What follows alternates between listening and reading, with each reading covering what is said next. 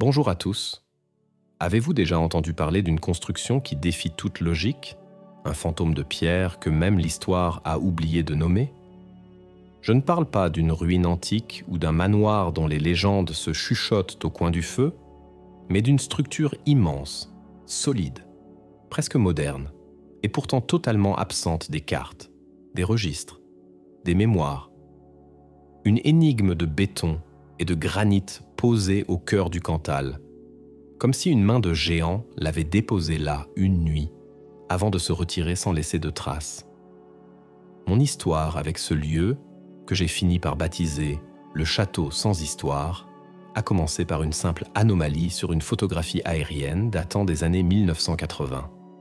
Une tache géométrique incongrue au milieu des courbes douces et sauvages des monts d'Auvergne. En tant qu'historien amateur et passionné par les secrets de nos régions, mon sang n'a fait qu'un tour. Il n'y avait rien à cet endroit. Pas de château répertorié, pas de grand domaine, pas même une ancienne installation industrielle. Rien. Le service du cadastre, consulté avec une fébrilité croissante, affichait un vide. Une parcelle boisée sans propriétaire clairement défini, un flou administratif comme il en existe parfois dans les zones les plus reculées. La curiosité s'est vite muée en obsession.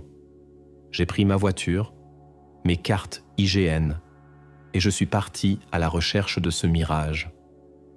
Le voyage fut en lui-même une épreuve. Il n'y avait aucune route, aucun chemin menant à l'endroit que j'avais repéré. J'ai dû laisser mon véhicule dans un hameau à moitié abandonné et continuer à pied, pendant des heures, à travers une forêt dense et un relief accidenté, me guidant à la boussole et au GPS. La forêt était étrangement silencieuse, comme si la faune elle-même évitait cette zone. Et puis, au détour d'un éperon rocheux, il est apparu. Le choc fut total.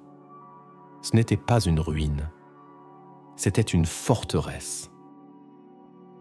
Un colosse architectural mêlant l'apparence d'un château fort médiéval avec ses tours massives et ses murs d'enceinte cyclopéens à une esthétique brutaliste des années 60 ou 70. Le béton brut aux arêtes vives se mariait à un granit local taillé avec une précision déconcertante. Pas de fioritures, pas de gargouilles, pas de blason, juste la puissance, la fonction, la masse. L'ensemble dégageait une impression de force inexpugnable, mais aussi d'une solitude infinie. Les murs, hauts de plus de 15 mètres, étaient lisses, impossibles à escalader. Une seule porte monumentale, une plaque d'acier rouillée de plusieurs tonnes, barrait l'entrée principale. Elle était fermée, scellée. Il n'y avait pas de fenêtre au rez-de-chaussée, seulement quelques ouvertures ressemblant à des meurtrières, situées très en hauteur. Qui avait pu construire une telle chose? Avec quels moyens? Et surtout, dans quel but? Une forteresse bâtie au XXe siècle, en secret, au milieu de nulle part. L'idée même était absurde. J'ai passé le reste de la journée à en faire le tour, scrutant chaque pierre, chaque jointure. La qualité du travail était stupéfiante. Ce n'était pas l'œuvre d'un amateur ou d'un illuminé bricolant dans son coin. Cela avait nécessité des plans, des ingénieurs, des centaines d'ouvriers et des moyens financiers colossaux. Des tonnes de ciment, d'acier, des machines de chantier. Comment tout cela avait-il pu être acheminé ici sans que personne ne s'en aperçoive, sans qu'aucune archive n'en garde la mémoire? En repartant, alors que le crépuscule teignait le ciel de couleurs violacées, le château se découpait en une silhouette noire et menaçante. Il n'était plus une simple curiosité, mais un défi à l'entendement. Une question incarnée dans la pierre. C'est à ce moment-là que j'ai su que je ne pourrais pas laisser tomber. Il fallait que je sache. Il fallait que je trouve qui et pourquoi. C'était devenu une affaire personnelle. Le château sans histoire venait de trouver son premier historien. J'étais loin d'imaginer dans quel abîme de perplexité cette quête allait me plonger, une enquête qui allait m'occuper pendant des années et me faire douter des limites de l'ambition humaine, de la peur et de la solitude. Le mystère était entier. La forteresse gardait son silence, et moi, je n'avais qu'un point de départ, un fantôme de béton au cœur de la France oubliée. Ma première piste, la plus évidente, fut de me tourner vers la mémoire locale.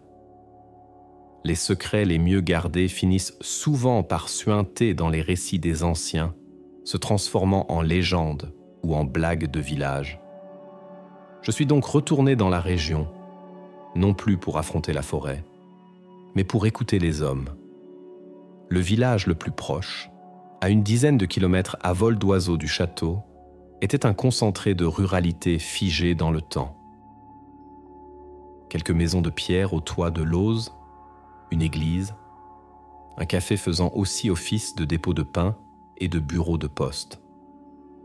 C'est là que j'ai passé plusieurs jours à siroter des cafés serrés et des verres de gentiane, essayant de lier conversation. Au début, mes questions sur une grande construction ou un chantier inhabituel dans les montagnes ne rencontrèrent que des regards vides ou méfiants. Par ici, il n'y a que des vaches et des cailloux, monsieur, me répondit-on invariablement. Les plus jeunes n'avaient jamais entendu parler de rien. Les plus âgés secouaient la tête. Le château était un trou noir mémoriel. J'ai failli abandonner, me disant que l'hypothèse d'une base militaire secrète, construite et abandonnée dans l'indifférence générale, était peut-être la plus plausible. Puis, un soir, alors que je partageais une tablée avec un groupe de chasseurs, un vieil homme de plus de 90 ans, un certain Marcel, au visage buriné comme l'écorce d'un chêne, tendit l'oreille à mes questions. Après un long silence, il cracha par terre et dit d'une voix rauque : « Vous parlez de la folie Vacherin. » Le nom était lâché. Un nom.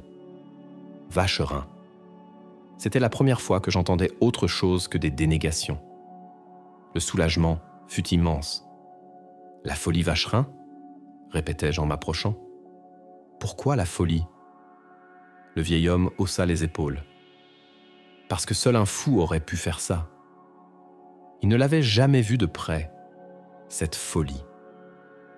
Dans sa jeunesse, dans les années 50 et 60, il se souvenait d'une activité inhabituelle. Pas de grand bruit, pas de convoi spectaculaire, mais des camions qui passaient la nuit, des chemins forestiers fermés sans explication et surtout des étrangers.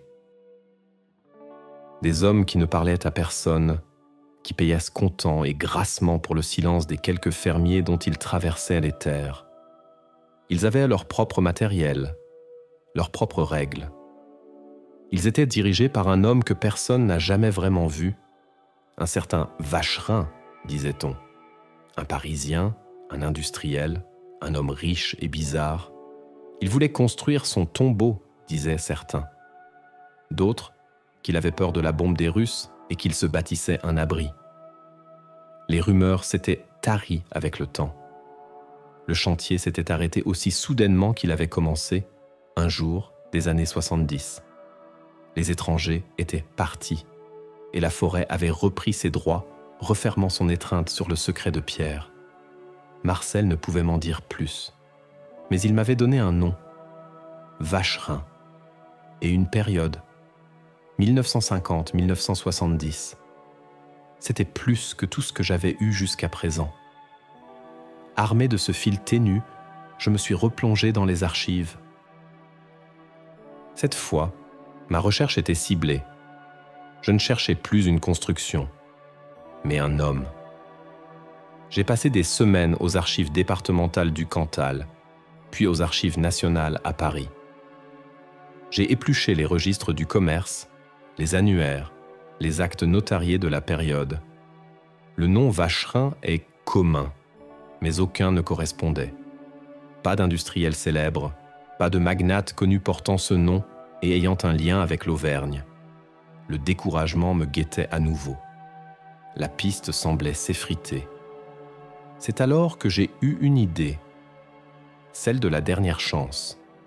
Au lieu de chercher le nom sur la parcelle du château, introuvable, j'ai décidé d'analyser systématiquement toutes les transactions foncières dans un rayon de 20 km autour du site, entre 1955 et 1965. Le travail était titanesque. Des milliers d'actes à consulter. J'ai failli devenir fou. Et puis, la patience a payé. J'ai découvert une anomalie. Une série d'achats de parcelles de bois et de terres agricoles, apparemment sans lien entre elles, mais formant un cordon sanitaire autour de la zone du château. Toutes ces transactions avaient été réalisées par le même cabinet d'avocats parisiens, agissant pour le compte d'un client qui restait anonyme. C'était une stratégie délibérée pour isoler le terrain central et contrôler tous les accès. En creusant dans les dossiers de ce cabinet, j'ai fini par trouver la pépite. Un minuscule acte de servitude concernant un droit de passage pour une source datant de 1958. Et sur ce document, sans doute par une erreur de clerc, le nom du bénéficiaire avait été inscrit en toutes lettres. Ce n'était pas une société, mais une personne physique, un homme, Émile Vacherin. Le nom était là, noir sur blanc, sur un papier jauni par le temps. Émile Vacherin. Ce n'était plus une rumeur de vieillard, mais une certitude administrative. Mon cœur battait la chamade. J'avais enfin un point d'ancrage solide dans le réel, une identité à laquelle raccrocher ce projet démentiel. La suite de l'enquête changea de nature. Je n'étais plus un explorateur de lieux, mais un biographe traquant un fantôme. Qui était Émile Vacherin ? Mes recherches m'ont d'abord mené dans les archives de l'État civil de Paris. Il était né en 1908 dans le 10e arrondissement, fils d'un horloger jurassien monté à la capitale. Un détail qui me frappa, la précision, l'ingénierie, c'était dans le sang. J'ai retrouvé son parcours scolaire, élève brillant, presque trop. Il intégra une prestigieuse école d'ingénieurs, l'école centrale, dont il sortit major de sa promotion en 1930, avec une spécialisation en mécanique de précision et en électromécanique naissante. Les premières années de sa carrière furent fulgurantes. Il déposa des dizaines de brevets pour des composants innovants utilisés dans les premières machines à calculer, les systèmes de télécommunication et l'aéronautique. Il n'était pas un homme d'affaires, mais un inventeur pur, un génie créatif qui vendait ses licences aux grands groupes industriels de l'époque. Dans les années 40, il avait amassé une fortune considérable. C'était un homme discret, fuyant les mondanités et les journaux. On ne trouvait presque aucune photo de lui, seulement quelques clichés de groupe sur des documents d'archives de son école. Un visage sérieux, un regard intense, presque dur. Il ne s'était jamais marié, n'avait pas d'enfant. Il vivait seul dans un grand appartement près du parc Monceau, qui lui servait aussi de laboratoire. Et puis, en 1949, la rupture. Brutale. Inexpliquée. Émile Vacherin liquida toutes ses participations, vendit ses brevets les plus lucratifs et disparut complètement de la scène publique. Son nom n'apparut plus dans aucun registre du commerce, aucun annuaire professionnel. Il était devenu invisible. C'est en fouillant la presse de l'époque que j'ai trouvé une explication possible. Un simple fait divers, un entrefilet dans le Figaro de l'hiver 1948, l'incendie d'un immeuble bourgeois à Neuilly. Parmi les victimes, une femme et ses 2 jeunes enfants. Le nom de la femme était Hélène Lemoine. En creusant dans les archives notariales, je découvris qu'elle était l'unique bénéficiaire d'une assurance vie très importante contractée quelques années plus tôt par Émile Vacherin. Il n'y avait pas de lien de parenté officiel, Mais le puzzle commençait à s'assembler. Une famille qu'il aimait, peut-être en secret, anéantie par un accident stupide, un poêle à charbon défectueux, selon le rapport de police. Un drame qui aurait pu briser la foi de n'importe qui en la société, en la technologie, en l'avenir. Cet événement semblait être le catalyseur. Vacherin, l'ingénieur qui croyait au progrès et à la maîtrise technique, avait été trahi par la faillibilité du monde ordinaire. Après 1949, sa trace devenait plus difficile à suivre. Il voyagea beaucoup, mais discrètement. J'ai trouvé son nom sur des manifestes de passagers pour la Suisse, la Suède, l'Argentine. Que faisait-il ? Je l'ignore. Mais c'est à son retour en France, au milieu des années 50, que les achats de terrain dans le Cantal commencèrent. Le projet de la folie était né. J'ai aussi découvert une autre facette de l'homme. Sous un pseudonyme, Cassandre, il avait publié entre 1950 et 1955 une série d'essais dans des revues confidentielles, des publications intellectuelles à très faible tirage. Les textes étaient dans d'une noirceur absolue. Il y théorisait l'effondrement systémique inévitable. Pour lui, la société de consommation d'après-guerre, la course aux armements nucléaires, la fragilité des chaînes d'approvisionnement et la bêtise des masses menaient à l'humanité à sa perte. Il ne s'agissait pas de si, mais de quand. Ses écrits étaient glaçants de lucidité, préfigurant de plusieurs décennies les théories collapsologues modernes. Il y décrivait la nécessité de créer des îlots de survivance, des arches de connaissances capables de traverser les siècles de chaos à venir pour préserver le savoir humain. Le château n'était donc pas la folie d'un excentrique, c'était la conclusion logique, la mise en pratique terrifiante d'une philosophie forgée dans la tragédie personnelle et l'analyse pessimiste du monde. Émile Vacherin ne construisait pas un tombeau, ni un simple abri. Il bâtissait une forteresse contre la fin du monde. Il se préparait à survivre à l'humanité elle-même. Chaque détail que je découvrais sur sa vie rendait le château de pierre moins absurde et plus tragique.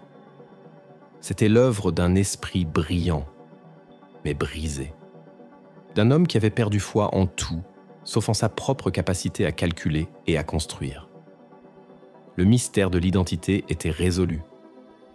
Restait le plus grand, comprendre l'intérieur de la machine. Qu'y avait-il derrière ces murs ? Quelle forme avait pris son projet de survie ? Pour le savoir, il n'y avait qu'une solution. Il fallait que j'entre. La résolution du qui ne rendait que plus impérieuse la nécessité de répondre au quoi. Savoir qu'Émile Vacherin était le créateur ne faisait qu'épaissir le mystère de sa création. Pendant des mois, j'ai étudié des plans satellites, des photographies aériennes sous tous les angles, cherchant une faille, une entrée oubliée, un point faible dans la cuirasse de béton et de granit. La porte principale était une impasse. Les murs étaient inviolables. J'ai même envisagé de faire appel à des grimpeurs professionnels. Mais l'idée de profaner ce lieu avec un tel attirail me rebutait. Ce n'était pas un exploit sportif que je cherchais, mais une compréhension. La solution vint, comme souvent, de l'étude des plans et de la logique de l'ingénieur. Un tel complexe, conçu pour l'autarcie, devait forcément avoir un système de gestion de l'eau, une source, un captage, mais aussi une évacuation. En superposant les cartes topographiques anciennes et les plans cadastraux que j'avais patiemment collectés, j'ai repéré un minuscule filet d'eau qui semblait disparaître à une centaine de mètres des fondations sud du château. En retournant sur place, après des heures de débroussaillage dans des fourrés d'une densité incroyable, je l'ai trouvé.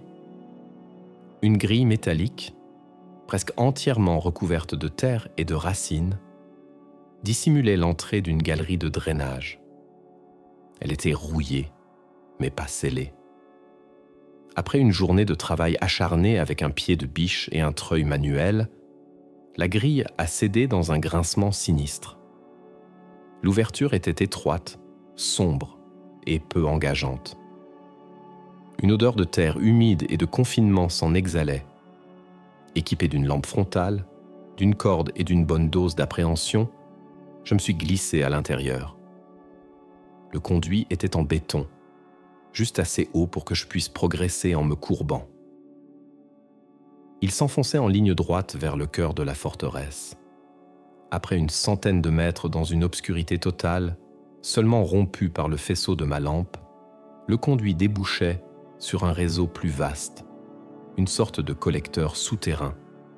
Et là, une échelle métallique menait vers le haut, vers une trappe en fonte. Mon cœur battait à tout rompre. C'était l'accès. La trappe n'était pas verrouillée. Je l'ai poussée. Elle s'est soulevée lourdement, révélant une pénombre seulement troublée par la lumière qui filtrait de quelques hautes et étroites ouvertures près du plafond. Je venais de pénétrer dans le château sans histoire. J'étais dans une sorte de cave ou de sous-sol technique. L'air était frais, sec, et sentait curieusement le propre, une odeur aseptisée, comme dans un hôpital désaffecté. Il n'y avait ni toile d'araignée, ni poussière épaisse. Tout était en ordre. Des tuyauteries en cuivre couraient le long des murs, étiquetées avec une précision maniaque. EO potable, circuit de chauffage, recyclage eau grise. Dans un coin, une rangée de batteries de la taille d'armoire normande, silencieuse, et à côté, un groupe électrogène diesel massif qui semblait n'avoir jamais servi. C'était le cœur énergétique de la forteresse. Un escalier en béton montait vers les niveaux supérieurs. Chaque pas résonnait dans un silence absolu. Le rez-de-chaussée était un dédale de pièces fonctionnelles. Une immense cuisine en acier inoxydable, digne d'un grand restaurant, mais qui n'avait visiblement jamais été utilisée. Les emballages d'origine recouvraient encore certains appareils. Un garde-manger gigantesque, avec des rayonnages vides s'élevant jusqu'au plafond. Des ateliers, un pour la mécanique, avec des tours, des fraiseuses, des établis couverts d'outils rangés au millimètre près, un autre pour l'électronique, avec des oscilloscopes, des fers à souder et des boîtes de composants des années 60. Tout était neuf, intact. C'était le rêve de tout ingénieur, un sanctuaire de la technique. Mais le plus impressionnant se trouvait au premier étage. J'ai débouché dans une bibliothèque.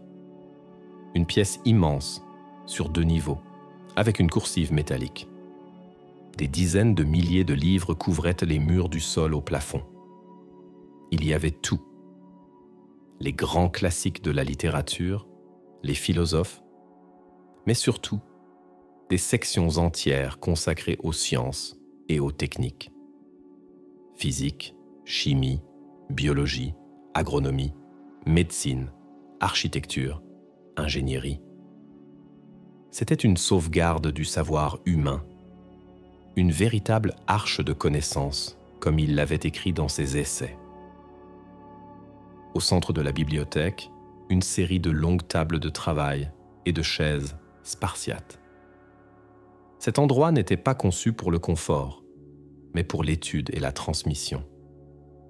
Les autres pièces étaient des dortoirs Monaco, une infirmerie parfaitement équipée et des salles de classe avec des tableaux noirs.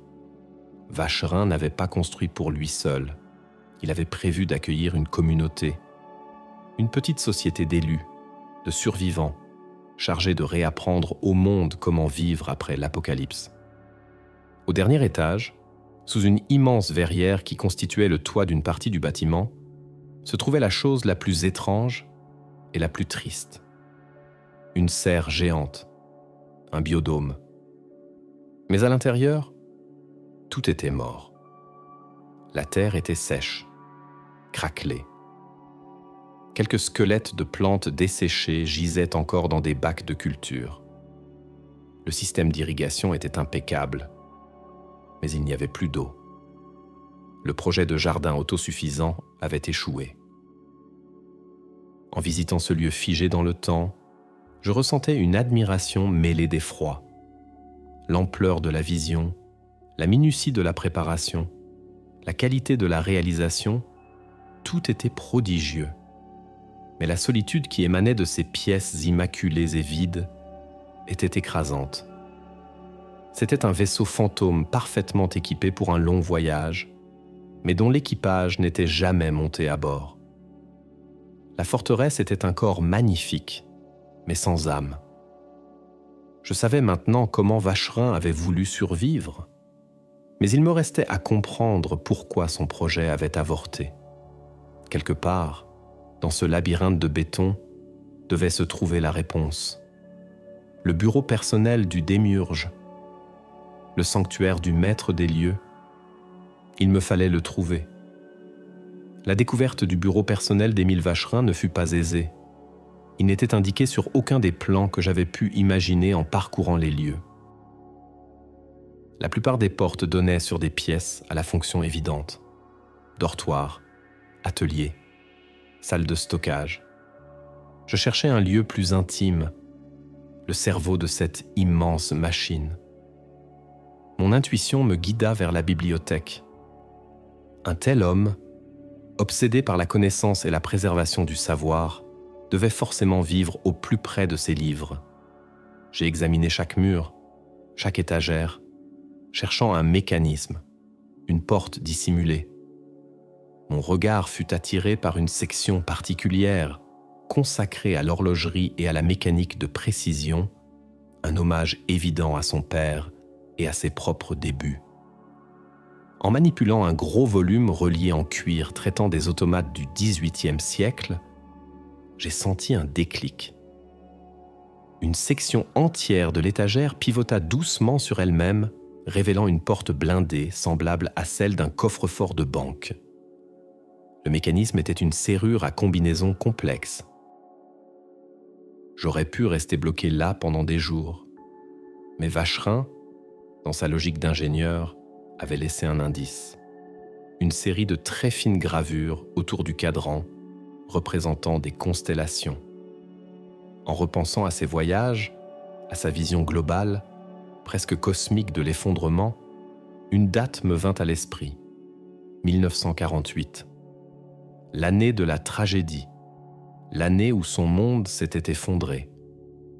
J'ai tenté la combinaison en utilisant les coordonnées célestes correspondant à la date et au lieu de l'incendie qui avait coûté la vie à Hélène Lemoine et ses enfants. Après un lourd clac métallique, la porte s'entr'ouvrit. L'air à l'intérieur était encore plus confiné, stagnant. La pièce était un bureau spartiate. Un grand bureau en bois massif, une chaise et un unique lit de camp dans un coin. Sur les murs, pas de tableau, mais des cartes du monde, des plans détaillés du château et des graphiques complexes sur la démographie mondiale et la consommation des ressources. Sur le bureau, une lampe, quelques stylos et un unique objet personnel. Un petit cadre en argent contenant une photographie en noir et blanc, celle d'une jeune femme souriante tenant 2 enfants par la main. Hélène. C'était là, sur ce bureau, que j'ai trouvé ce que je cherchais.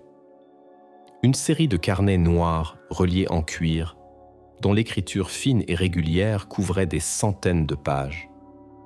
C'était le journal de bord de la construction du château, mais aussi le testament philosophique d'Émile Vacherin.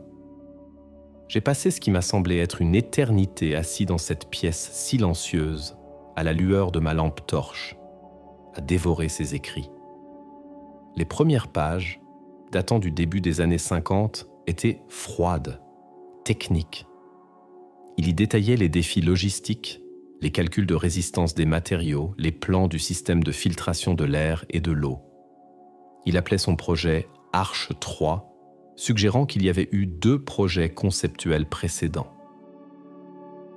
Il décrivait sa méthode pour recruter des ouvriers fiables et discrets en Italie et en Espagne, les payant généreusement pour des contrats de courte durée, les maintenant dans l'isolement le plus total sur le site du chantier pour éviter toute fuite d'informations. Il avait orchestré le tout avec la précision d'un horloger assemblant un mouvement complexe. Puis, au fil des années, le ton changeait.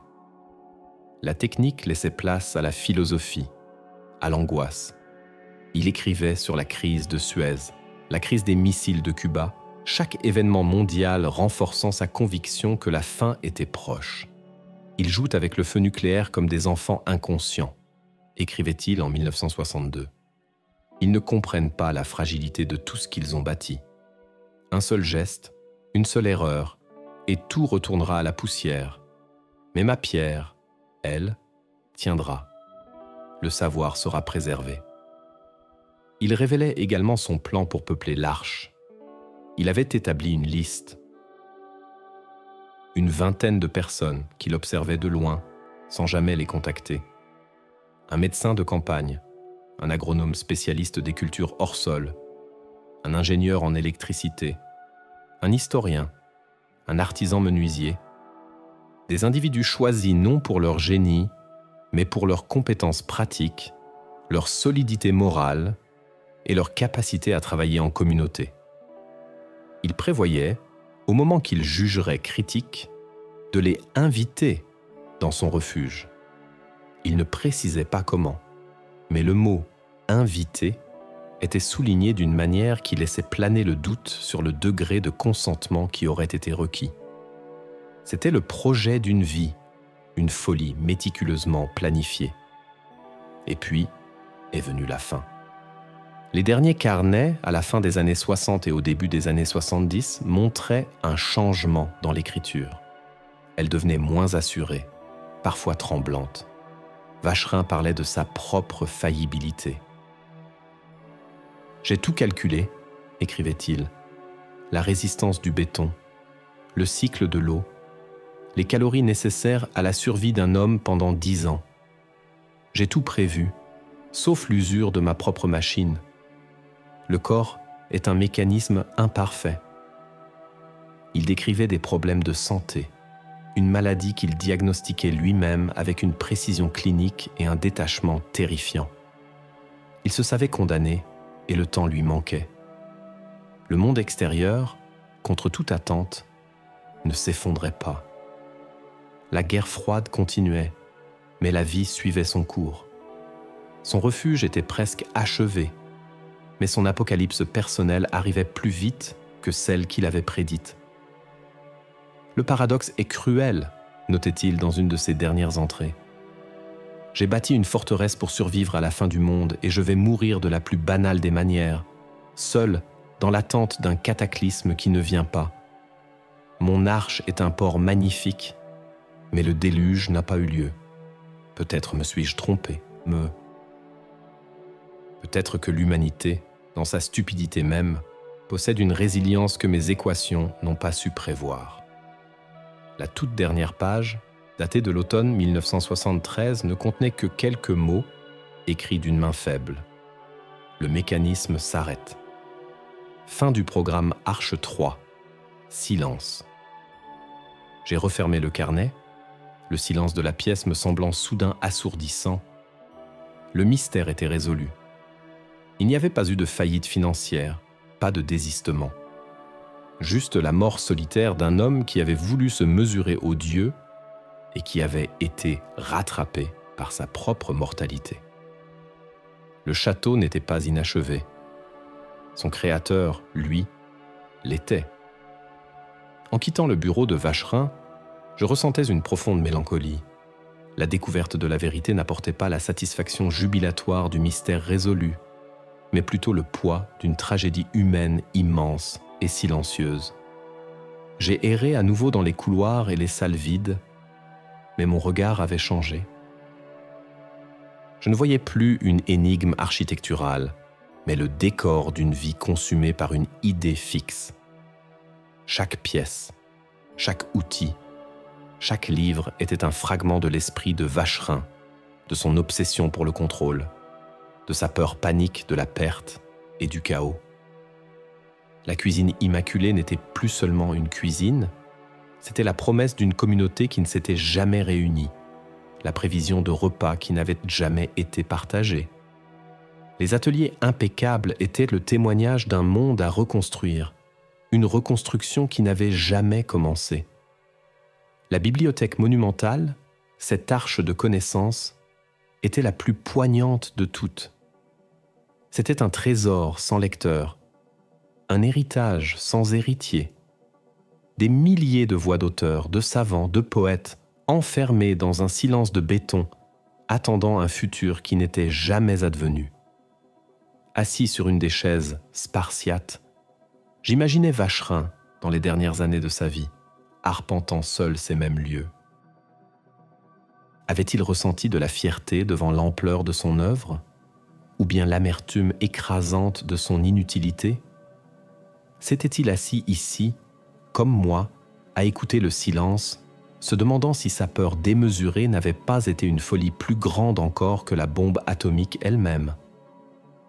Il avait bâti une forteresse contre le monde extérieur, mais il s'était surtout emmuré vivant dans sa propre solitude, une prison de luxe dont il était à la fois le concepteur, le gardien et l'unique prisonnier.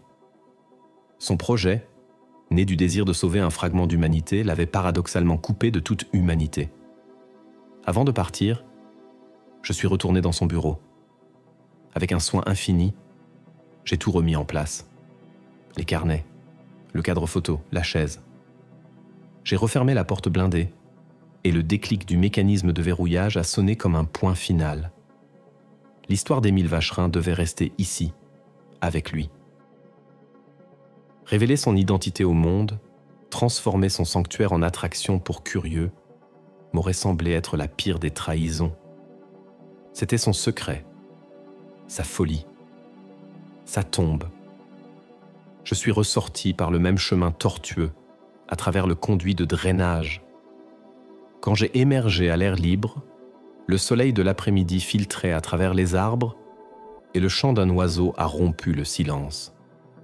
La vie, simple, fragile et chaotique, continuait. Le contraste avec l'ordre stérile et mort que je venais de quitter était saisissant. Vacherin, dans sa quête d'une survie parfaite, avait oublié de vivre.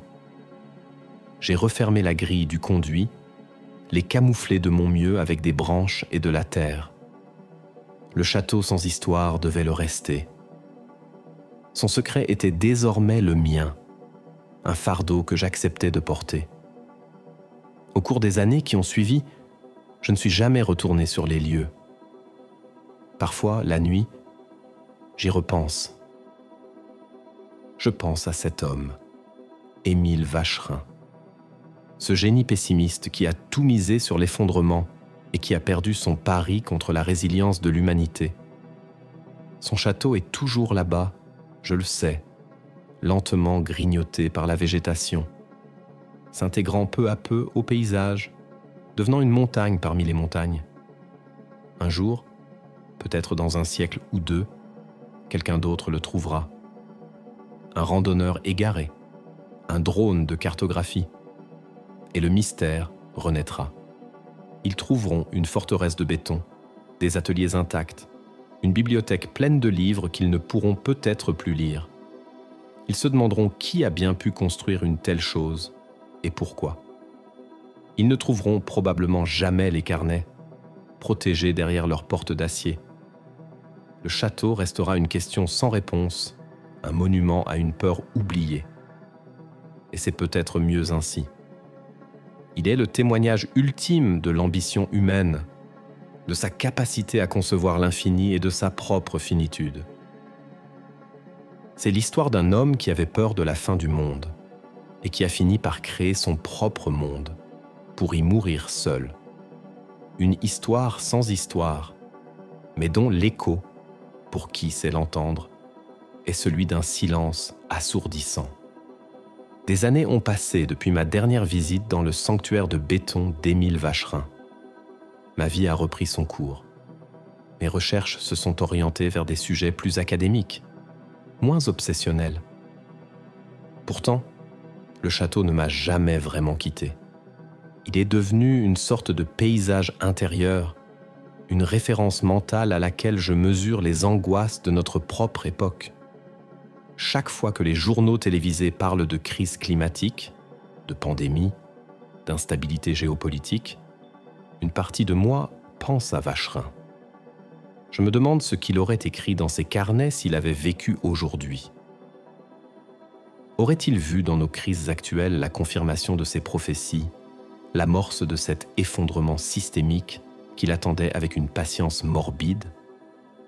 Ou bien aurait-il été, une fois de plus, surpris par l'incroyable capacité de l'humanité à avancer au bord du précipice sans jamais y tomber tout à fait?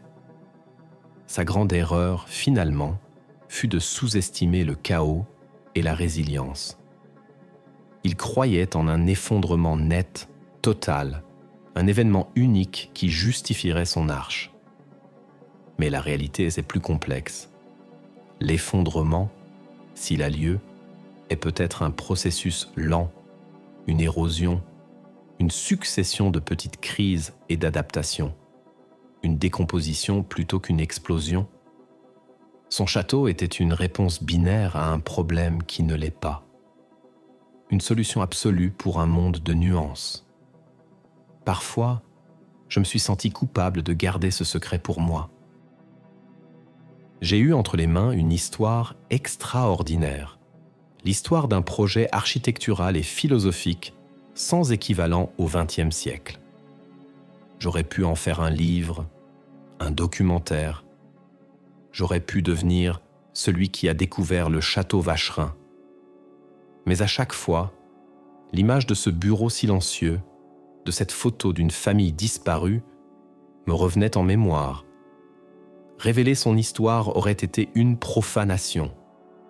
C'était briser le sceau d'un tombeau. Le château n'appartient pas à l'histoire avec un grand H, celle des manuels et des musées. Il appartient à l'histoire intime d'un homme, à la mémoire de sa douleur et de son espoir démesuré. Le garder secret, c'est respecter la solitude qu'il a lui-même choisie et construite.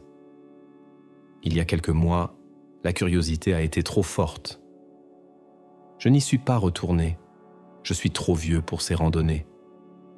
Mais j'ai utilisé les outils de notre époque. J'ai payé pour obtenir des images satellites à très haute résolution de la zone. Le cœur serré, j'ai attendu le chargement des données. Et il était là, la tâche géométrique qui avait tout commencé. Mais elle était différente, plus floue. Les images ont montré que la forêt avait commencé à gagner la bataille. Des arbres poussaient sur les terrasses, des lianes escaladèrent les murs de béton. La grande verrière du biodôme était encore intacte, mais la nature environnante semblait l'assiéger, prête à la reconquérir.